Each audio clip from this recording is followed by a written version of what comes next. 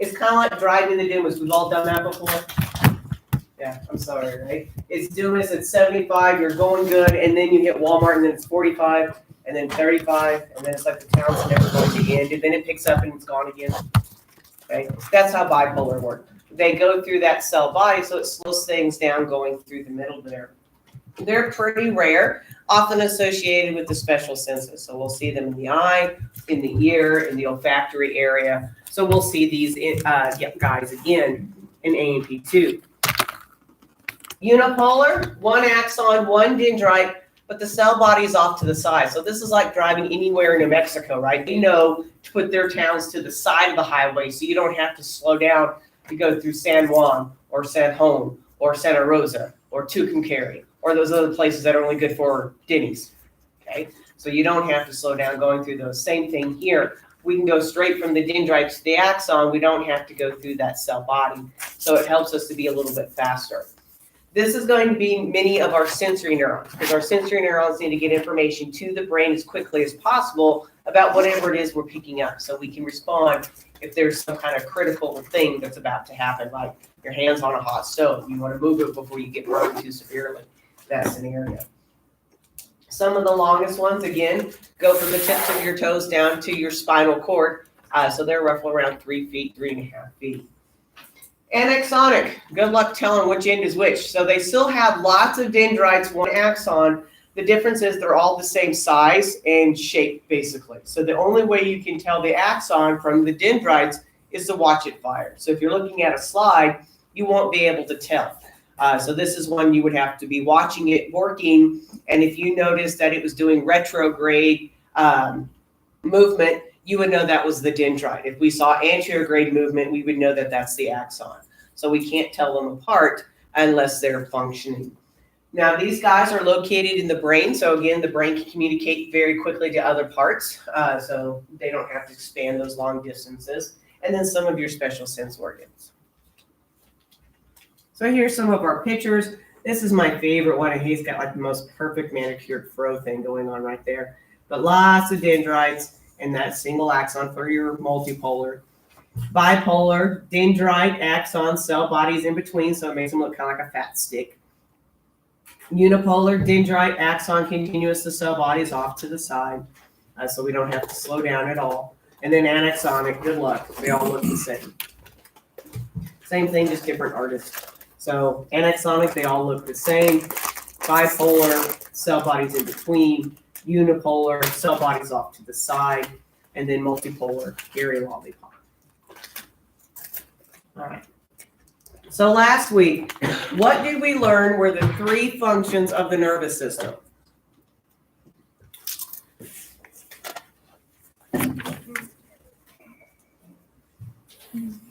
Three functions of the monitor, monitoring, integration, and motor output. All right. So what do you think the 3 functional types of neurons are?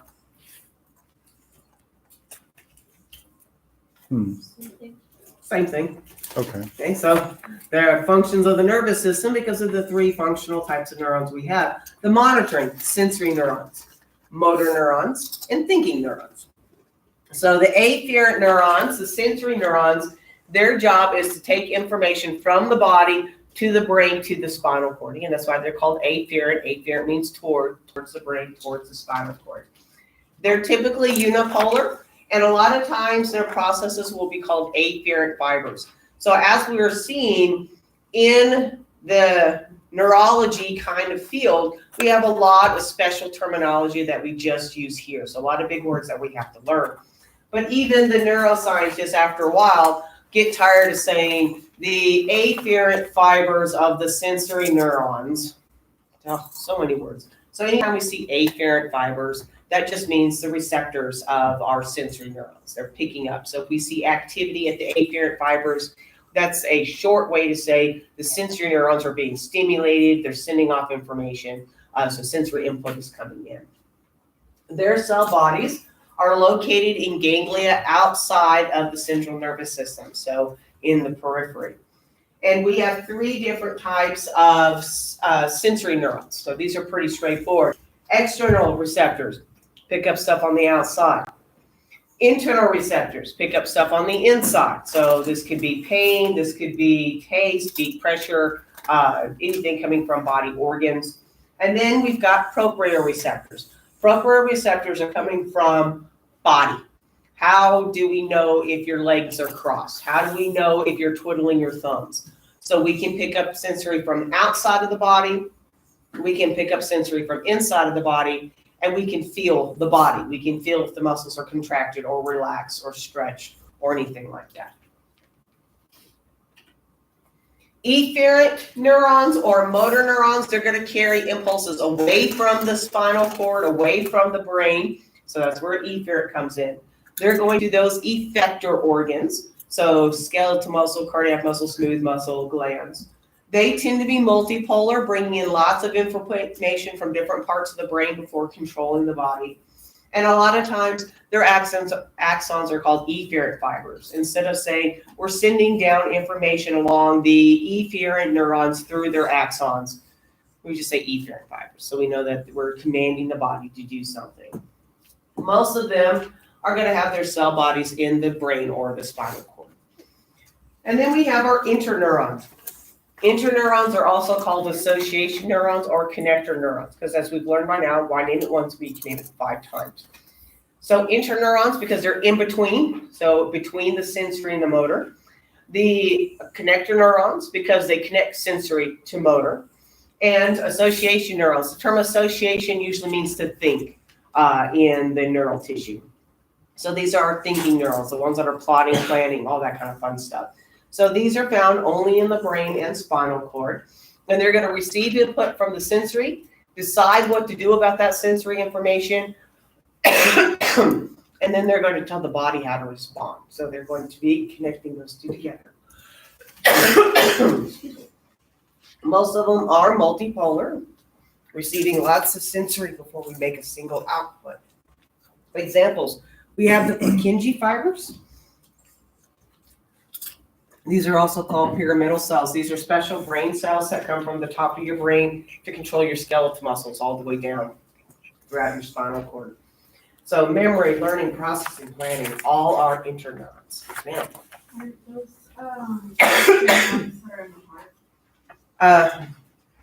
yeah. Purkinje named a lot of stuff after himself because he was a very modest guy, even though he was the hottest guy. So, same thing with Langerhans. Langerhans named a lot of stuff after himself as well. But yeah, so in this case, these Purkinje fibers are the long ones that are coming within the brain. So don't let the name trip you up. I know. You just want to go slap somebody named Purkinje. Now, when we look at these neurons, they outnumber all other neurons in the human body. So we have way more thinking neurons than we have sensory or motor neurons combined. And of course, as humans, we like to think we think a lot. And to prove that, we are, look, we got more thinky guys.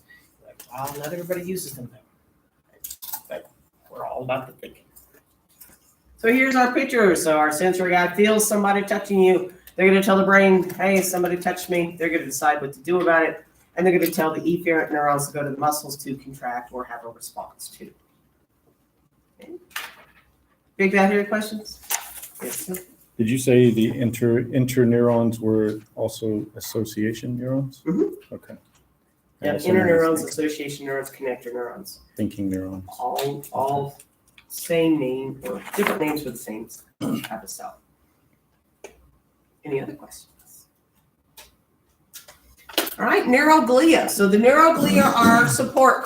It's kind of like the pit crew. Now, depending on which driver you are, you have different pit crews. Same thing. The central nervous system has a different set of players than the peripheral nervous system. Now, neuroglia are smaller than neurons and more numerous. So they're not the big 3-foot tall guys. They're going to be itty bitty bitty guys. They're basically like a cell body with all these branching processes. So kind of like a sea urchin or a koosh ball. Sometimes they're just referred to as glial cells because even in the neural tissue, we get a little bored of writing all these big words. So we put glial cells. Some general functionality, they're going to support the neurons. They're going to anchor them to blood vessels so they make sure they get plenty of nutrients so they don't die because, that would be awkward. They're going to help protect or defend the nervous tissue through phagocytosis. And as we saw last week, they're going to help make the myelin sheath in both the peripheral and the central nervous system. So in the central nervous system, our first type of neuroglia are astrocytes. Again, astro means star and cyte means cell. Okay, so these are star cells. They look like little starbursts or sea urchins. They are the most abundant and the most versatile, which is code for they're probably overworked and underpaid kind of thing.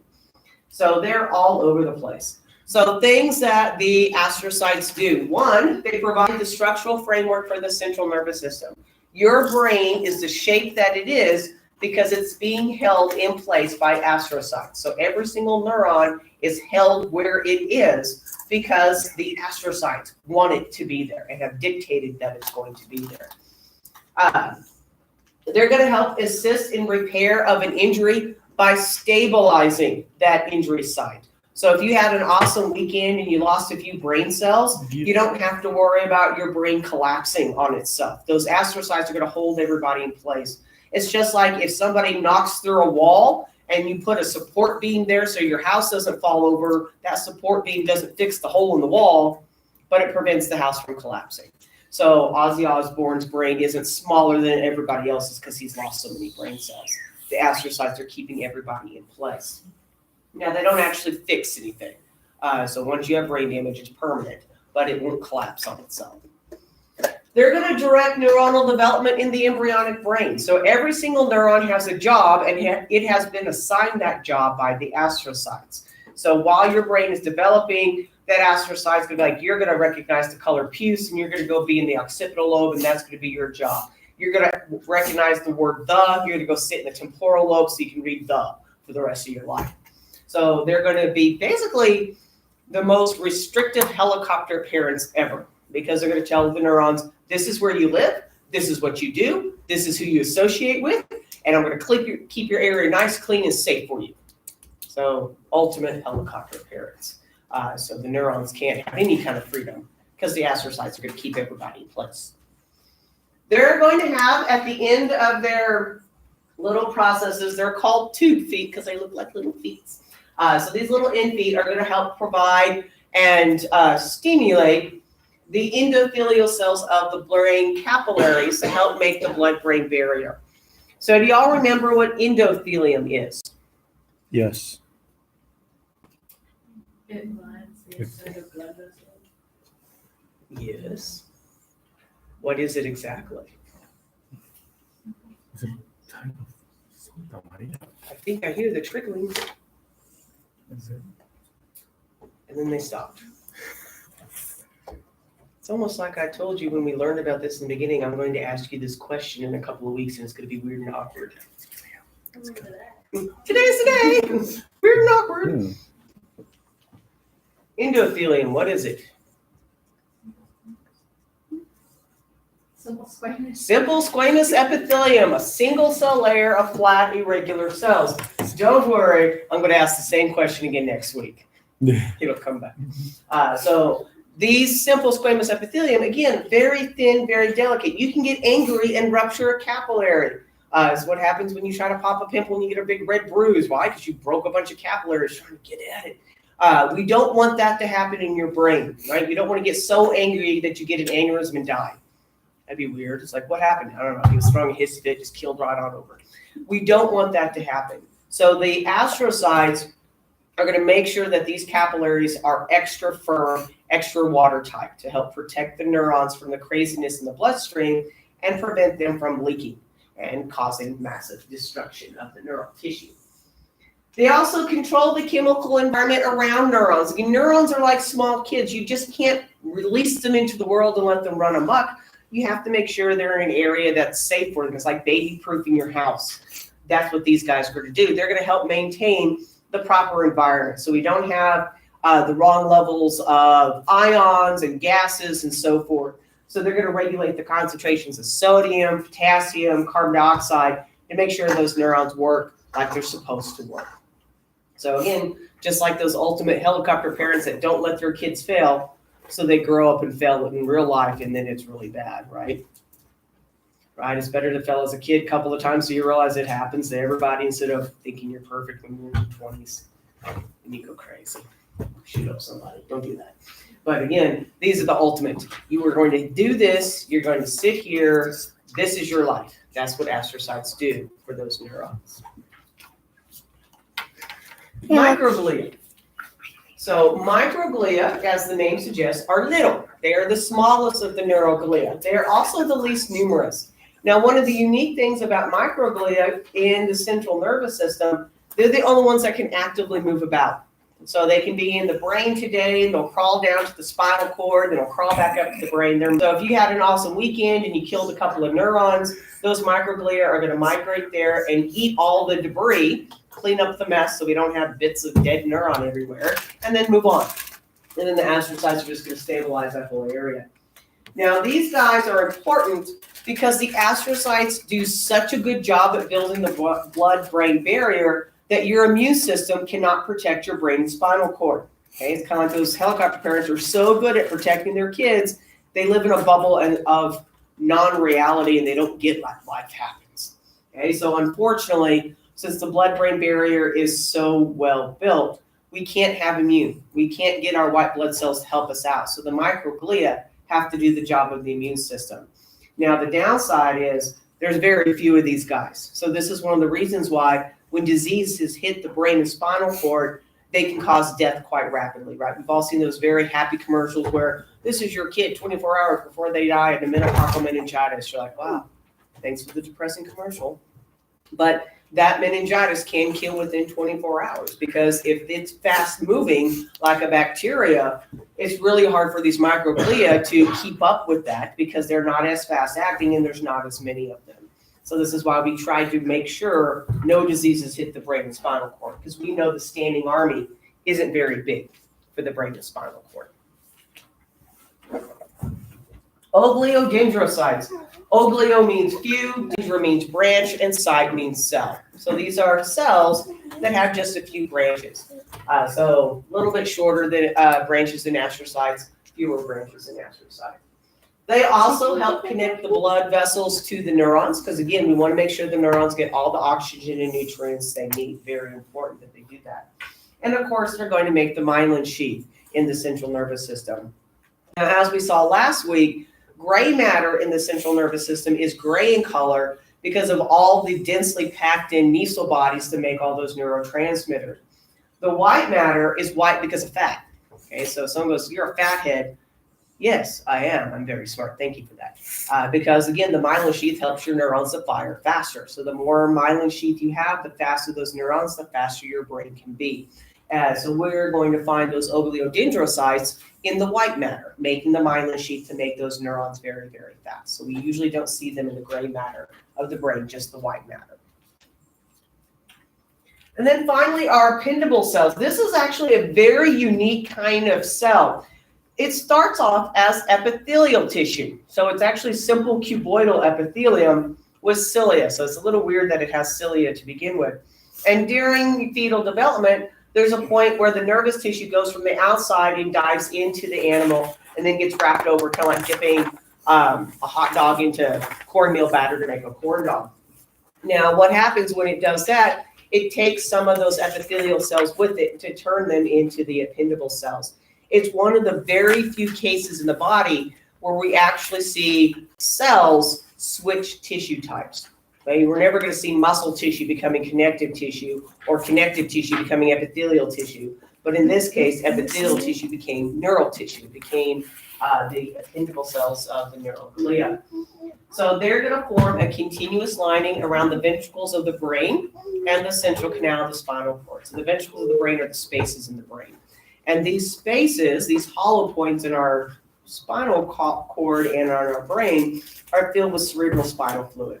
And that fluid circulates, and it's able to circulate because of the cilia are going to create the flow. So it can move from one end to the other. Now the CSF, we'll get more into most likely late tomorrow into Wednesday. And then, of course, we'll see it on test 5 as well because CSF is found in the brain and the spinal cord. You said epithelial to ependymal. So epithelial to nervous tissue. Epithelial to nervous tissue. So here's our guys. So we can see the ependable cells with their cilia, so creating the flow of the CSF. Here's our astrocytes with their little feet holding onto the neurons, keeping them in position and holding onto the blood vessel. And the oligodendrocytes with fewer branches that are making the myelin sheath, and the microglia that can move around.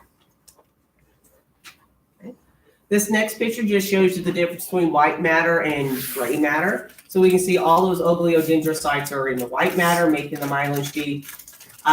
Here, what I like about this picture, it shows the astrocytes. You can see the blood-brain barrier they're actually making. It is a complete barrier of all those cell components, keeping that blood vessel stabilized and separate from the rest of the tissue, so it can't sag or leak or anything like that.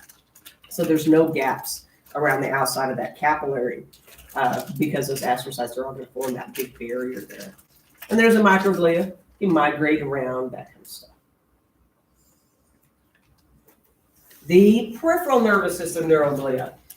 So we're not going to see cells like ependable cells because we don't have CSF, cerebral spinal fluid, to flow in the periphery. So we don't need those cells. We're not going to see microglia because in the peripheral nervous system, your immune responses can affect those guys. So your immune system can help protect your nervous tissue in the periphery because there's no blood-brain barrier outside of the brain. So we're just going to have two types of neuroglia. So our first ones are satellite cells, also called amphiocytes. These do the job of astrocytes. So everything the astrocytes do, the amphiocytes do, with the exception of making the blood-brain barrier, because again, no blood-brain barrier. So they're going to hold the cells in place. They're going to be associated with the ganglia, the cell bodies, holding them in position. They're going to make sure they get lots of nutrients, lots of support, all that kind of fun jazz. Now the Schwann cells, also called neurolimal cells, they're going to do what oligodendrocytes do. They're going to make the myelin sheath.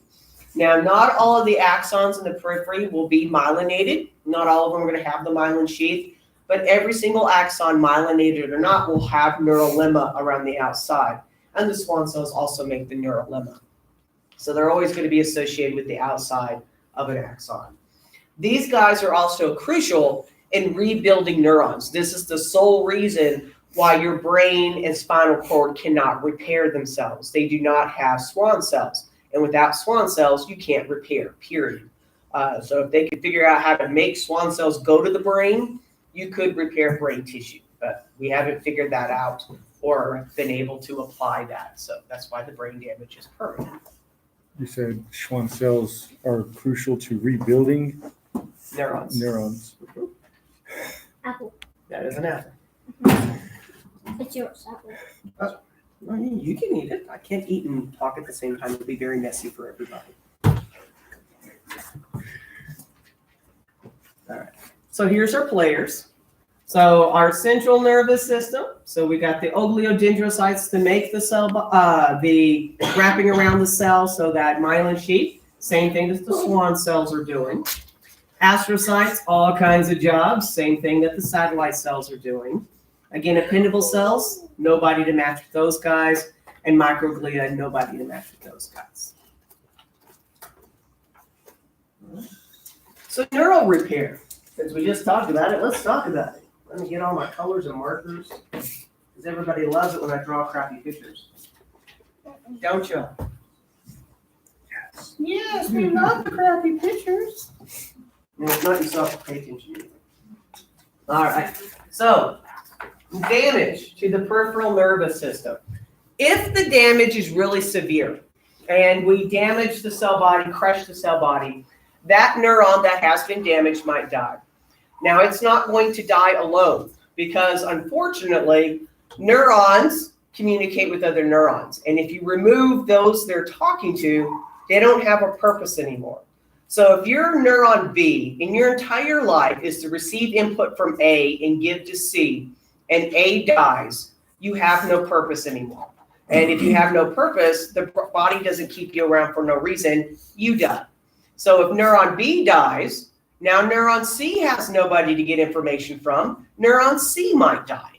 And then neuron D might die because he doesn't get any information from C, who died because there wasn't any B, because B died because there wasn't any A. So when we have damage to the peripheral nervous system, it's not only the one target cell that has been damaged that could be lost, it could be multiples if they all run together. Okay. Make sense? So that's why a lot of times when you listen to doctors after car injuries or any kind of car accident, they'll say like, we're going to have to wait to see what happens. So they have this much trauma. We guesstimate this could happen, but we're just going to have to see over the next few weeks. And that's because the next few weeks, we may see massive cell die-off if we've lost a few of those cells. Or we may see the repair processes start, and we may have healing happen. So there's a toss-up. What could happen? Could we lose everybody? Could they fix themselves? Just depends on the severity of damage. Now, if the cell body remains intact, it just gets a little nicked, a little compressed, it might be able to repair those peripheral axons. They could grow back. Now, the time it takes to grow back is going to vary on a lot of stuff. It can vary on the severity of the injury. It can vary based on the size of that axon. If you've got a 3-foot-long axon, it's going to take a while to heal compared if you had like a 2-inch axon. Those guys can heal fairly quickly, only a few months, where those 3-footers may take a few years to do. Also, the further away from the cell body the damage is, the longer it's going to take to repair and the less likelihood it's going to repair, because it has to ship all that information from the cell body to do those repairs at a greater distance. And there's more likelihood of that information getting lost, not getting to where it needs to go. Okay, so lots of things are going to play into, do we get to repair, do we not? So let me draw a neuron.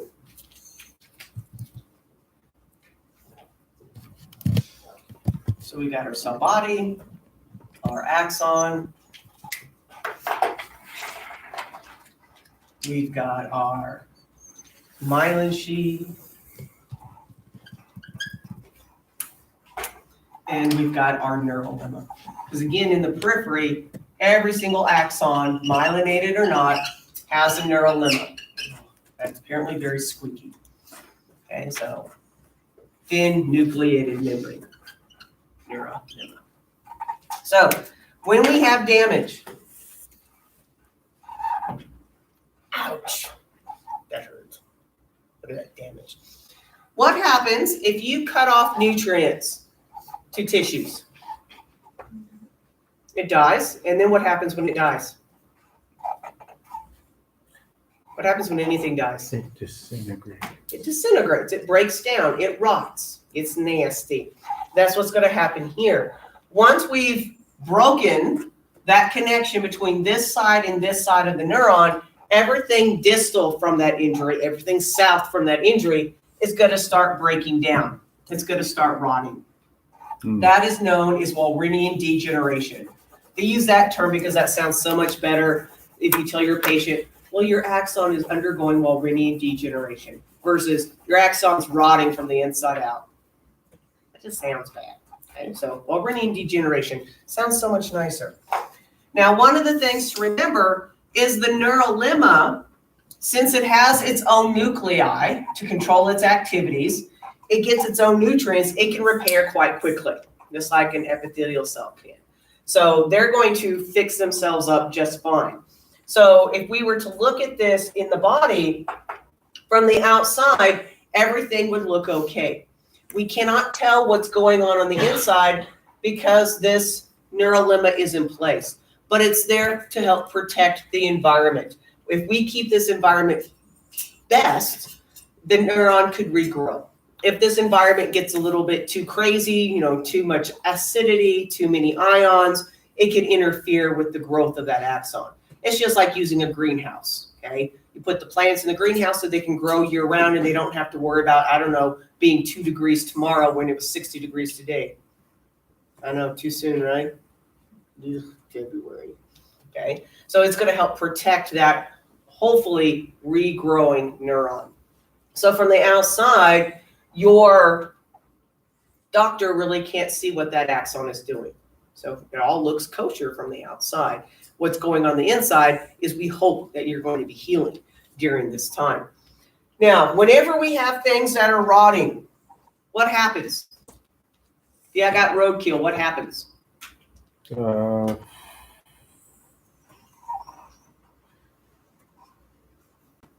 happens when you get roadkill? Cellular death. Yeah. Does that roadkill just sit there forever? It's going to get picked off by other cells.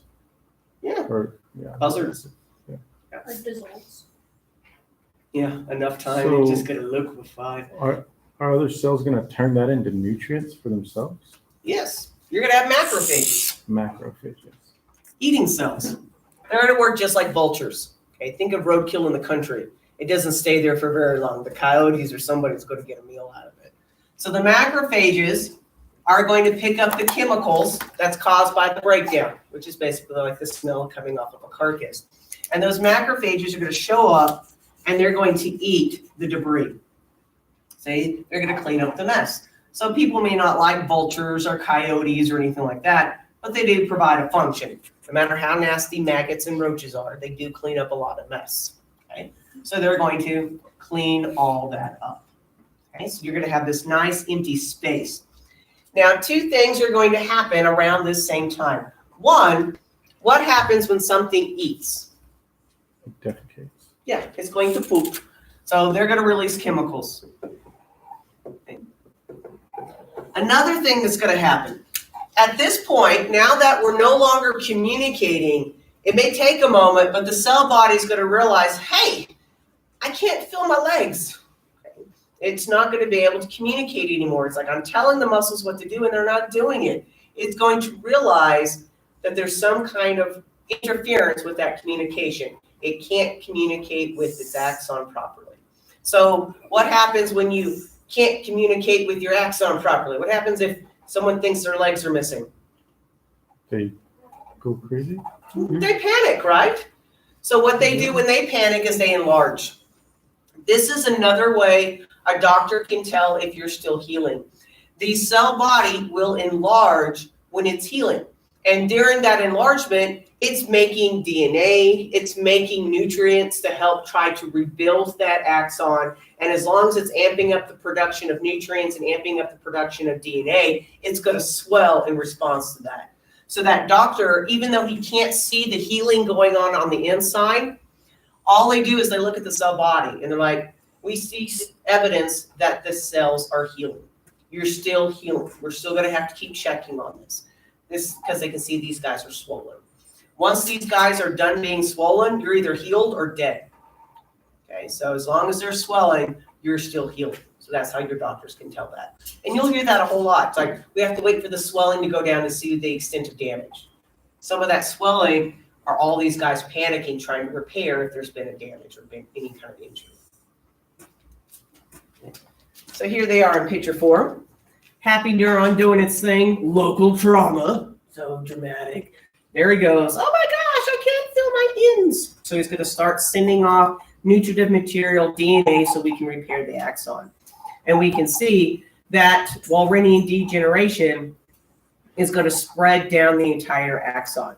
It may take a while to do that, so it often isn't instant. It's kind of like, again, it may take a while for that roadkill to disappear from the road. So here we can see that it's taking a while. There's still stuff there. This is one of the reasons why if you damage your neurons, you can get surgery to repair it within the first so many weeks of that damage, and you might be able to prevent further damage. So if you cut off your finger and they reattach it, if they sew the neuron back together quick enough, it won't realize that it was damaged and the axon won't break down and it'll function okay. If they can't get it on quick enough, it's going to have to regrow that whole new axon. So sometimes it takes a little while for that to happen, that breakdown to happen. It's kind of like watching a cactus die. Y'all ever watched a cactus die? If not, look at the rack where y'all hang out and all the half dead looking cactuses. They've looked like that for years. Cactuses take years to die. Had one in my yard, took freaking 20 years for it to finally die all the way. Like, all right, fine, drama queen. But they're so funny because they'll flower up top like, I'm so awesome, and then it's dead below. Okay? Because of the nutrient distribution and the way it works out, they get enough nutrients up top, they can keep going. Same thing happens with your axon. It may take a while for that Wolverine degeneration to break down completely. So the neuron cell body realizes that it can't get through to the other end. The axon isn't working like it's supposed to. It's going to swell, it's going to enlarge, and it's going to start sending information down to the end of the axon to help it repair. Right? If you're going to have to repair something, a wall falls apart in your house, something like that, what do you have to do major repairs at your house? Right. Money, yeah. How to What else do we need? say that again? If you're going to repair your house, what do you need? You need the material. Okay, you got to have material. So that's your nutrients to help rebuild your stuff. Now, when you're building a house or major repairs to the house, how do you know that you're building it properly? What do you have to know that you're building the wall like it's supposed to be built? Blueprints. Blueprints. What are your blueprints for your cells?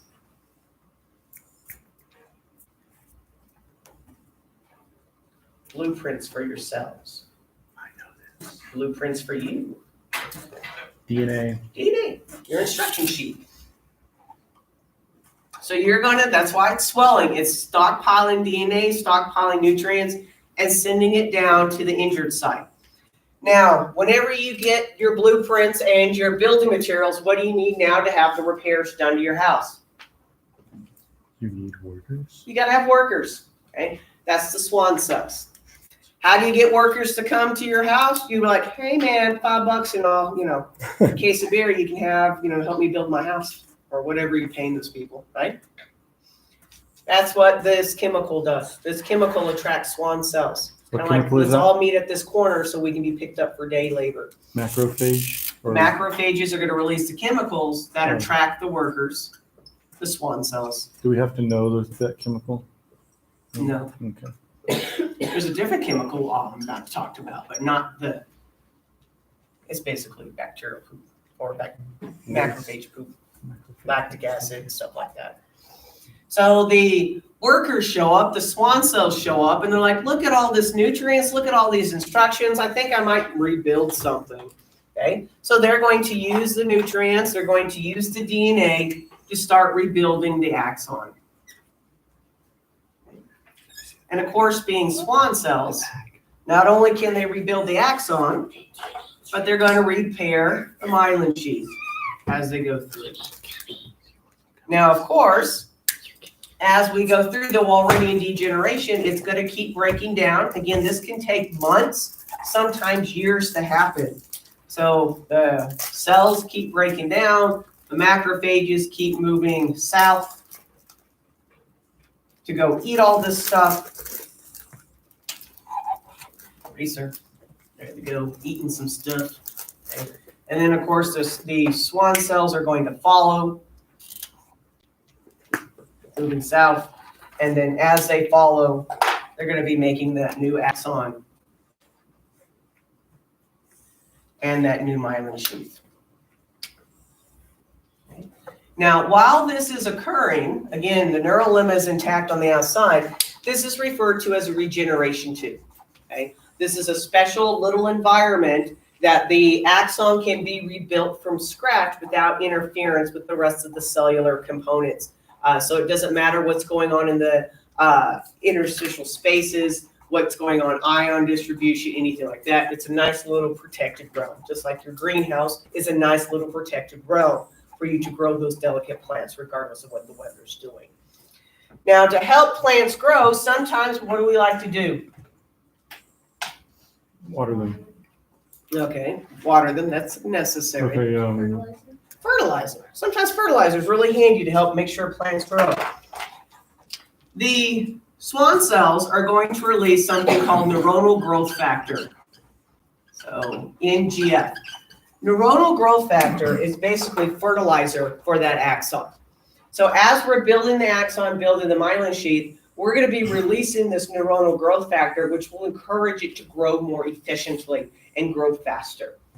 So neuronal growth factor, this is something they study in the lab. They're trying to figure out how to harness the power of this. Because in theory, if you could get enough of this and pour it on somebody's injury to their nerves, you could help them grow faster so you can help that paraplegic walk faster and go through the healing faster. Haven't quite figured out how to do that yet, but it's something that they're working on in the lab setting. This is also how the neurons found their targets to begin with. In case you wondered, how did every single skeletal muscle get a neuron to come to it? Okay? During fetal development, those myoblasts were releasing neuronal growth factor that attracted the neuron to the muscle cell so it could develop a neuromuscular junction. Kind of like, how do you get people to come down for breakfast? You cook bacon. Then everybody shows up because the bacon brought them, because it's delicious. Okay, that's what neuronal growth factor does. It's like this big smell of something delicious that they're just going to follow until they get to their source. In the beginning, the source were those skeletal muscles.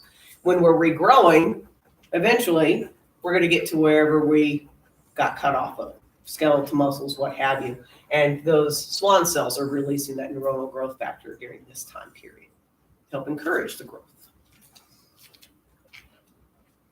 So there he is, still nice and swollen, so we know we're still healing. Because again, from the outside, you can't tell if it's hollow or not, okay? Because you have to cut it open to see, and then it's just going to ruin it. It'll be like tearing down your greenhouse to see if your plants are growing. Ruin it. But we still have those swan cells encouraging those axons to grow to where they need to go and be rebuilt, and eventually hook back up to their target cells, in this case, a muscle. Once we've reestablished, finished growing, our cell body goes back to normal. So that's how your doctor can see. It's like, all right, the swelling is gone. The neuron cell body has returned to its original size. We're ready to work with it now. Now, hopefully, you went through physical therapies while this neuron was still regrowing and your muscle didn't completely atrophy. But if it did, you're going to have to go through physical therapy to reestablish connection to that muscle and rework that muscle to get it back to normal. So sometimes you'll have people who have had neural damage have to go through physical therapies, sometimes for years, to maintain normal range of motion again. Some of that was to encourage the growth of the axon. Some of that was to reestablish dominance, to allow for the control of that muscle by that neuron. Big, bad, hairy question? You said neural growth factor was something that the Schwann cells attract or They release. secrete. Okay. They release it to help encourage the axon growth. And what is attracted to that? Neurons. It's fertilizer that's for neurons only. Mm-hmm. Okay. And of course, this could take years. If you remember Christopher Reeve, remember him back in the day? So he broke his neck, so he had to be on a mechanical respirator for breathing purposes. He was on a mechanical respirator for about a decade. Towards the end of his life, he was able to take breaths unassisted. It took 10 years for his phrenic nerve that got severed to finally heal to the point that he could breathe on his own for a few moments at a time. Because again, that phrenic nerve, where he broke it in the neck, went all the way down to the diaphragm. So it had to grow back about 1.5 feet, and that took about a decade to do. And then unfortunately, he died from something else. It's like, dude just couldn't catch a break. But it's something that your body will keep working on if it's able to keep working on. Sometimes it just takes a really long time to do. All right, so far, all of that has been anatomy of the nervous system, or the cells of the nervous system. Now we look at physiology and how they function, how they work. Let me erase this. I'm going to draw something else just as craptacular. Wow, green really doesn't want to give me up. Right. So, when we look at neurons are going to use changes in their membrane potential as communication signals. Just like you can use a flashlight and turn it on and off based on Morse code to tell somebody that you're home or send off secret messages to somebody. We've all seen where people use lights to tell people things, usually movies, spy movies, smoke signals, that kind of stuff. So they're going to have changes in their membrane potential when they receive input, when they process it, and when they send it. All neural activity begins with the change in resting membrane potential, with the cell at rest, right? In order to turn on a light, what does the light first have to be? Off, right? You can't come in with the lights on going, I'm going to turn the lights on. You're like, they're already on. They can't get more on, you moron. Okay, so they're either off or on. Same thing with the neurons. In order for them to be turned on, they have to first be off. They have to be at rest. Now, there's lots of things that can change the membrane potential, its ability to fire. One, anything that changes the membrane permeability to an ion. So if I locked the door, could anybody get in? No. No, because it's locked. Okay. I just changed permeability. That might prevent us from firing, or it might let us fire. Okay. If I not only unlock the door, but I brace the door open, would it be easier for you to leave at the end of the class period? Yeah, because you wouldn't have to like open the handle. It'd be so hard. Locking down some of the gates, unlocking the gates, opening them up wide. Anything that alters ion concentrations on either side of the membrane. So when we're done with lab and we release and we get here and the other class is still in here, can you come in? No. No, it'd be kind of rude. Okay, you're stuck outside until this class leaves. The previous class. And sometimes they like to be in here for quite a while. It's like they're learning or something. Okay. So it doesn't matter if they leave right at 1:45 or if they're holding out until 1:55, you can't come into this room until that class leaves. Right? Yes. Right. That's here. If we change the concentration, that's going to change the ability, okay? We can't start class until that other class leaves. They are concentrated in here. That's preventing us from coming into this classroom. Same thing would happen if there's tons of people in the hallway and you wanted to leave the room, but there's so many people in the hallway you couldn't open the door properly. It's so crowded you can't leave. That's going to change your ability to exit. That's going to change the neurons' functionality. So by shutting down or opening up doors, it changes our ability to fire. By concentrating ions on either side of the membrane in the classroom or out of the classroom, that's going to change our ability to function properly, right? If y'all were all waiting by that door for the class to leave, they couldn't leave because you're waiting right by the door, right? It's too crowded there. We have to wait off to the side a little bit. Okay, so all that's going to affect the class's ending and beginning, or affect the neuron firing or not firing. Make sense? Can you say yes? All right. Now, when neurons communicate, we have two different ways we do that. We have graded potentials and action potentials. Graded potentials are temporary localized changes. Okay? Talking to you guys right now is a graded potential. You can hear me in this room. If you left the room and if the door was still open, you would still be able to hear me until you like turn the corner in the hallway, and then all of a sudden it drowns out and you can't hear me when you're in the bathroom because you're too far away. That's a graded potential. The strength gets weaker and weaker the further and further we get. An action potential, that would be like if I was on a PA system or on a cell phone. You don't have to be in the same room to hear me because you can take that cell phone anywhere. I can be in a completely different state and you can still hear me through the cell phone. But in order to communicate that way, I have to have a cell phone. That's what an action potential is. It gives us a complete reversal of membrane potentials, a really big signal that covers a long distance, just like cellular covers a long distance. But you got to have a cell phone to have cellular data. You have to have an axon to generate action potentials. So if you don't have an axon, you can't get those. So graded potentials we'll see in dendrites and cell bodies. Only axons will generate action potentials.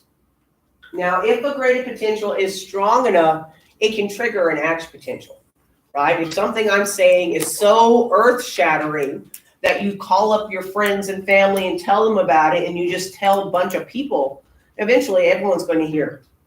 Okay? Probably nothing I'm saying right now because it's good. But if I was to give you the answers to the final, I'm pretty sure you tell everybody that you were going to make an A because I gave you the answers to the final. Earth-shattering, big movements.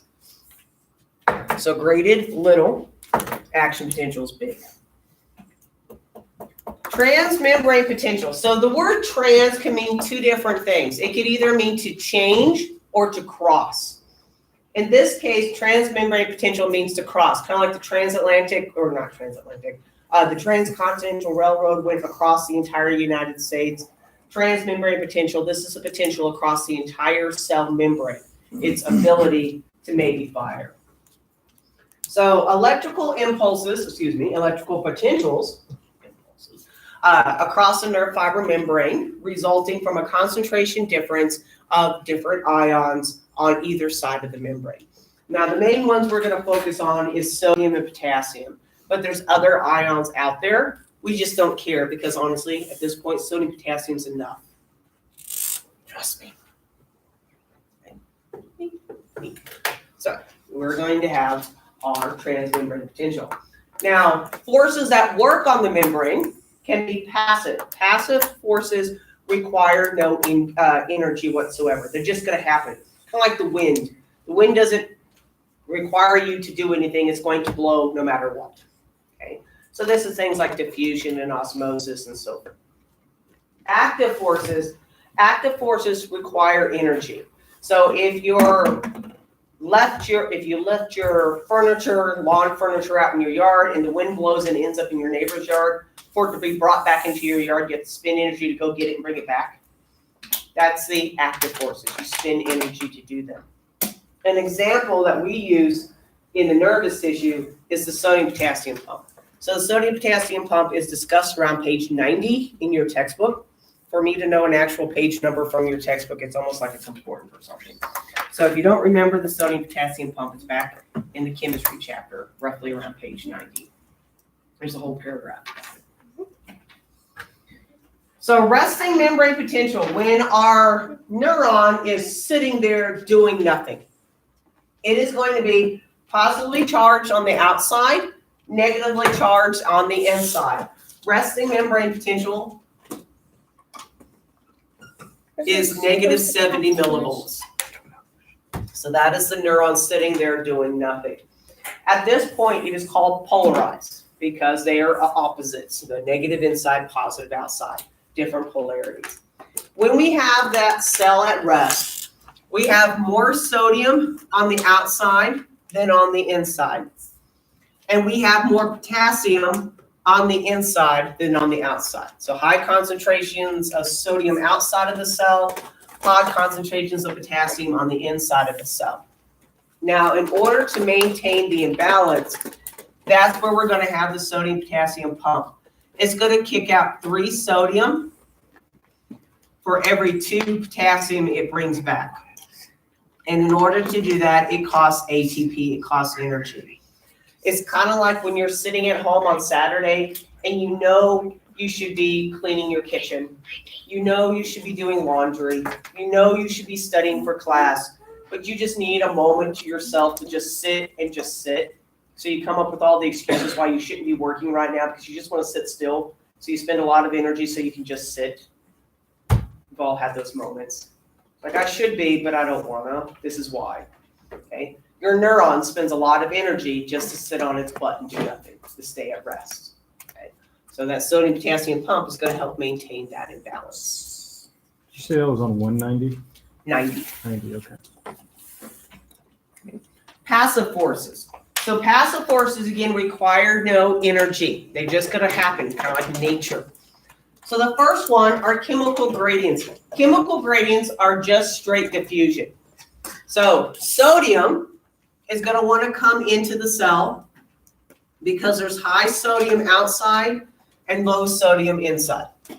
Potassium is going to want to leave the cell because there's high potassium inside and low potassium outside. So that's just concentration gradients, that's chemical gradient. Then we have electrical gradient. Electrical gradient has to do with the electrical forces. Sodium and potassium are both positives. The cell is negative. So sodium is positive, attracted to the negative. In this case, it's the same direction. It reinforces chemical gradient because it's going the same way from the outside of the cell to the inside. Potassium is attracted to this negative. So in that case, the chemical gradient is the opposite of the electrical gradient. So electrical gradient says stay, the chemical gradient says go. So it's going to be opposite of each other. Now, in real life, we can't isolate these from each other, right? It's kind of like in real life, you don't get one crisis, get to rebound from it, and then have another crisis. It's usually all crises at once. I'm hungry, and I got to take a test, and my job's being a jerk today, and life sucks, and then I got to take all at once. Okay, so we can't separate them. So what we have in reality is electrochemical gradient, the sum of chemistry and electricity. So sodium rushes in because of high to low concentration, and they're attracted to that negative. Potassium slowly leaves because it still wants to follow the chemical gradient. It wants to diffuse out, but it's still attracted to that negative. So that's going to keep it around a little bit longer. Okay. So if we want to use a lame analogy, sodium can be boys, potassium can be girls. This can be the girls' dorm, and the negative is like a pantry full of food. Okay, so sodium wants to go in because there's girls there. The potassiums want to leave because there's girls here, so they want to go out. If we look at just the electrical, the guys want in because there's a lot of food there.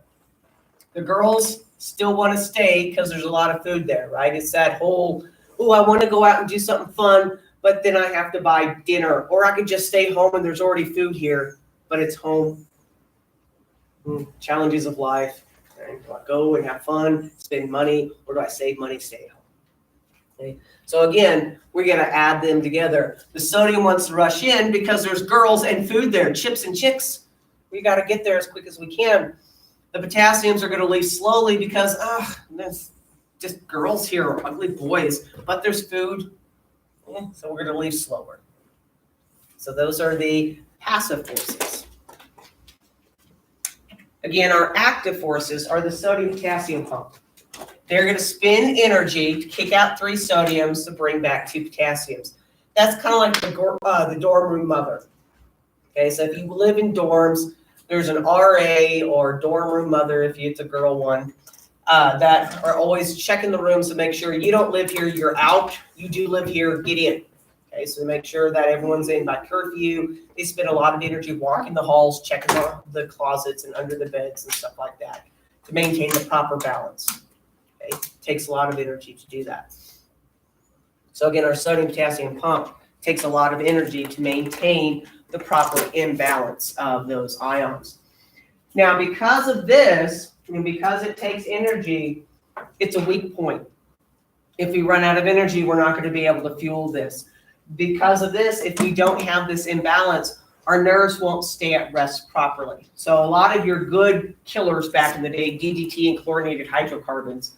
So these were types of pesticides that they would spray on the field so the grasshoppers would stop eating the corn and you'd get bigger crop yields. Okay, this is something that you might hear parents or grandparents nowadays is like, well, I don't know, when we used to spray stuff, it killed it fast. It's none of this slow kill stuff, right?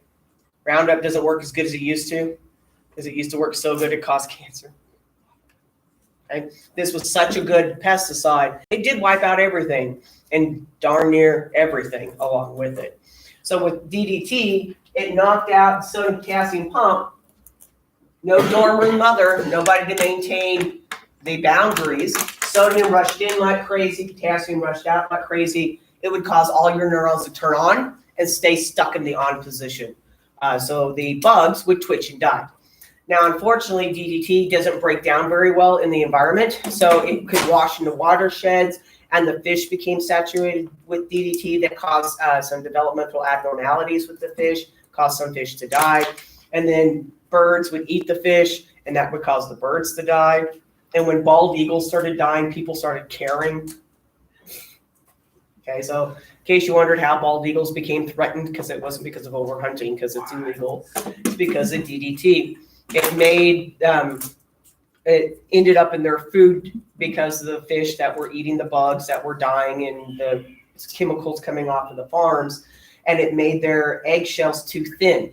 They had issues with that. So every time they would go sit on their eggs, they'd crush them and then they didn't have babies because they broke all their babies. So they outlawed DDT and other chlorinated hydrocarbons. So unfortunately, we had to come up with new ways to kill all those pests that are trying to eat our food. But the bald eagles came back. And unless you don't like bald eagles, because they eat cows. Isn't that a fun fact? They eat cow. Not full-size ones, calves. So you'll have a lot of ranchers around here during calving season. They'll hunt feral hogs. So the bald eagles will eat the feral hogs and not the calves because you can't shoot the birds for taking your baby cows. Because it's a federal offense and no one wants to go to prison for shooting a bird, right? You're telling me an eagle can lift a baby cow? They've got over a 6-foot wingspan. Yeah. Yeah, if they're eating 20, 30-pound trout, of course they can take a calf. Yeah, they're big birds. Okay? We get them around here. Bald eagles, golden eagles, usually around fly season, so calving times. But yeah, you can't shoot them. Go to prison. And then you're in there with the serial killers and the rapists and the big mob bosses, and they're like, "What did you do?" Like, "I shot a bird." Yeah, if you're going to be very popular in the prison yard, it's like, "Goober over here shot a grackle." Oh. You can't shoot them either, even though they're annoying, right? Grackles are the little black birds that run around Walmart parking lots sounding like car alarms. Those guys. Yeah. You want your french fries? Those are grackles. Only birds you can shoot are the ones that are licensed for hunting. Waterfowl or quail and stuff like that. Birds are very protected things. Stupid. If you shoot one, don't tell anybody. I won't dart. I don't like birds. Look at that. We've learned something new today. Can't legally shoot a grackle or a vulture or anything. Eagle eat your dog. Take it. Deal with it. Stuff that. Right. So how are these ions getting in? Okay. So one way we have it are what we call passive or leak channels. Passive or leak channels are kind of like windows. So if you don't have central heating and air in the summertime, you're going to want your windows open to get a breeze in. If it's not very windy, you open your windows really wide so more air can get in. If it's crazy windy or it's raining or really dusty, you kind of close the windows down so you don't get as much dirt in your house. That's kind of how passive channels work. They're always leaking ions in. They just change permeability from moment to moment based on what's going on around them. Active or gated channels. This is like a door, okay? No matter how hot it is, very rarely do you leave your front door open because, you know, neighborhood dog might wander into your house, stranger or something. So you usually keep your door closed unless somebody knocks on it. So our active or gated channels only open in response to a stimulus. That stimulus might be a chemical gated channel. So that would be a neurotransmitter binding to it, opening it up like we saw with our muscle cells. It might be voltage gated. So it gets to a certain polarity and it turns on. Or mechanically regulated. So you touch it and it opens up. So here's showing you the chemically regulated. Here's acetylcholine binding to that ligand-gated receptor, opening up the sodium channel for it to come in. So that's what we talked about with our muscle contraction. We can have our voltage gated. So once we get to threshold, -60, -55, it's going to open up a voltage gated channel so we can allow more ions in. This works kind of like your garage door opener. You push the button and it opens your garage door. And then mechanically regulated. You just touch it, and by changing the shape of the membrane, it opens the gate. These are like the pressure switches. So if you have automatic doors that go into United, you hit a pressure switch on the walking pad and it opens it up so you can go in. So depolarization, this is when we're getting less negative. So changes to that relative resting membrane potential. Now, if it's really big, it can spread in a depolarization wave, nerve impulse, action potential. Again, these three terms are interchangeable. And your book will flip-flop. It'll say action potential one moment, depolarization the next. So in order to be spreading through the entire axon, it has to reach that certain threshold. It has to be big enough. So if you think of it kind of like, if we're using wave scenarios, if you want to start the wave at a sporting event, and you're like, woo, and nobody else moves with you. You just sit down quietly and pretend it didn't happen. Anybody have ever tried to start the wave and it didn't work? Okay, well, good for you. Maybe you're not trying, or maybe everyone followed your thing. But if just one person gets up and goes, woo, not enough. But if you get enough people, the entire stadium stands up and does the wave, right? That would be like a depolarization wave versus just a single person doing it, which would just be depolarization. So what happens? We have a stimulus that opens up a channel, okay? So this can be a chemical stimulus, this can be a mechanical stimulus, it can be a voltage stimulus. We're just going to open up a channel, and we're going to let sodium come in. Now, as sodium comes in, sodium is positive. So it's going to slowly whittle away at the negativity of the cell as more and more sodium's coming in. It's kind of like when you go to a party, if you show up 2 hours after the party started, is the buffet a full buffet? No. There's like a couple of weird pieces of cheese left, and not a whole lot. Okay, so the further the longer it's been, the less food there's going to be. Same thing here. That negativity is going to drop as the sodiums come in. Okay, so we start with that -70.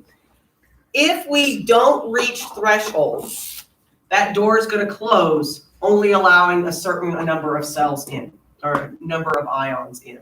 So if it gets us up to -65, it was enough to depolarize a little bit, but not enough to trigger our threshold, to open up the ions gates that are based on voltage. This would be like if you had 5 friends come over to study. If only you had, if your friends showed up to study and there was only 5 of you, is it epic? Anybody have an epic party with only 5 people? No. Cops called and everything? Well, you know where to go. You got it hopping. For most people, just 5 people coming over isn't a crazy party. It's an intimate gathering of friends. Okay? Not enough to be crazy, easy to clean up after, that kind of scenario. So if we don't reach threshold, sodium potassium pump kicks in and we kick out those sodiums. Okay? But if we have that gate open because we've released enough neurotransmitters to open the gate a little bit wider and more sodiums come in, if we reach threshold, which is -55, -60, depends on your book, what they have it as. One book has -60, one has, I could spell millivolt, that would be great. Okay, so some have it -60, some have it -55. When we get to that polarity, that opens voltage gates. Okay, so with chemical gate to begin with, then we open the voltage gate. Once we reach that, sodium rushes in like crazy and completely obliterates the negativity of that cell. So massive depolarization. So depolarization.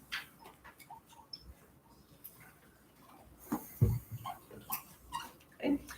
Now, once we reach the +35, that is when the sodium channels close and potassium gates open.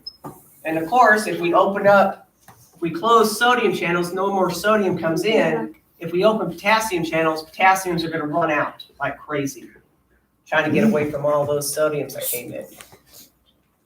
As potassiums leave, the negativity comes back because they're taking their positive with them. So we're going to have repolarization. That is our return to resting. Okay, so we're going to get more and more negative. Now with our potassium gates don't close until -90. So you actually cause a little bit of hyperpolarization, more negative than normal. That's going to allow that to happen. Okay. Now once we close potassium gates and we've closed sodium gates, the cell has been repolarized. We brought our negative back.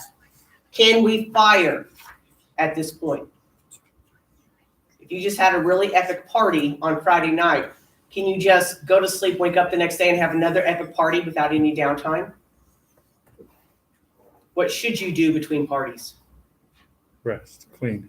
Clean, get rid of all the hostess cups, get more food, restock the pantry, clean up the mess, make sure nobody's lingering, that kind of stuff. That's where the sodium potassium pump comes in. Because at this point, even though we are repolarized, we're back to negative, we have sodium inside and potassium outside. That's not resting membrane potential. Resting membrane potential says we need to kick out the sodiums and bring back the potassiums so we can party again. So real quick, the plus 35 MLD is for the sodium. So that's when the sodium closes and the potassium opens. Okay. Because that's a voltage gate. So here we have it at rest, -70, positives outside, negatives inside. We open up a channel, our positives are going to come in, our sodiums are going to come in. If we reach our -60, -55, we might hit threshold, causing more and more gates to open, allowing more and more sodium in. If we don't reach that number, it's just going to shut it down, keep it at a little greater potential, a little intimate gathering of friends as an epic party. Here it is in picture form. This one's nice because it has sodiums are orange and potassiums are blue. So we can see here at -70 resting membrane potential, we open up the sodium channels, the oranges are coming in, the sodium's coming in, that causes depolarization. Once we reach threshold, it causes all the sodium channels to open wide, and sodium rushes in, causing a rapid depolarization. More and more negatives get eaten away, so to speak, until we get to positive 35. That shuts down sodium channels, no more sodium coming in, and now allows for the opening of potassium channels. Potassium can leave. And as potassium leaves, it's going to take its positive with it. That's going to restore resting membrane potential, repolarize, bringing back the negative, until we get to that -90 when the potassium gates close. Now, you'll notice it's orange inside, blue outside. That's not what it started off as. So the sodium potassium pump has to go in and kick out all the sodiums and bring back all the potassiums before you can do it again. Yes. So does, let me see how to say this. Do all cells start with a -70, or is that specific for this? This is for neurons at neurons rest. at rest. So your epithelial cells and your connective tissue cells cannot respond to neurotransmitters, don't respond to electricity. So only muscles and neurons do. And muscles do start off as a -70. We just didn't talk about that because we had enough to deal with test 3 without putting in polarities with the cells. Okay, so neurons at rest only have -70 Millivolts. millivolts. And can I say MLBs? You can say MLVs MLBs. or MVs, whatever makes you happy. Millivolts. Okay. Tiny electrical impulses. And we'll actually see that same millivolts for heart muscle and Millivolts. Okay. heart muscle, skeletal muscle, all those guys. So we'll actually look at something very similar to this when we get to the heart chapter in AMP2, when we talk about conduction systems and all that fun stuff. All right. We'll hyperpolarize tomorrow. It'll be exciting. Or actually less than normal. Exciting, to be very negative. All right. Go be free.